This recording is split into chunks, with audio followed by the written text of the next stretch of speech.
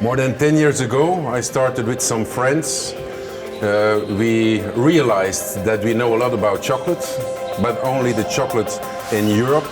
We decided to go on expeditions and to learn more about chocolate. And it's amazing how the world of chocolate is completely different in Latin America and Asia than the world we know here.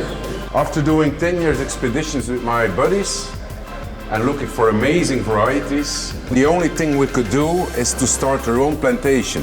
And we started our own plantation in Mexico. We have 3,300 trees over there, 3 varieties. I have my own honeybees as well. It's very liquid honey, very high quality, and of course very important for pollination of the varieties we have over there. We have an adoption center for spider monkeys in the plantation. It's really funny to work with the animals, and the idea is to release them in the plantation when the babies are there.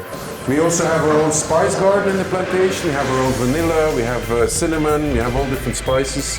And we dry the spices and we sell it in the shop, and the profit goes 100% to our chocolate line We Care Foundation. I think there's a lot of things to do, even in the world of chocolate. Cacao is very healthy. It has a lot of antioxidants, it's good for your body, against cancer, all that stuff, but sugar is not so good. So I do a lot of tests with other sugars. We don't use white sugar because white sugar has a very bad reputation. So these chocolates are made with coconut blossom sugar. The flavor for me is really crazy. Sometimes you have to be a little bit crazy. Stay the small boy, don't be afraid, and you can change the world. Thank you. That's it.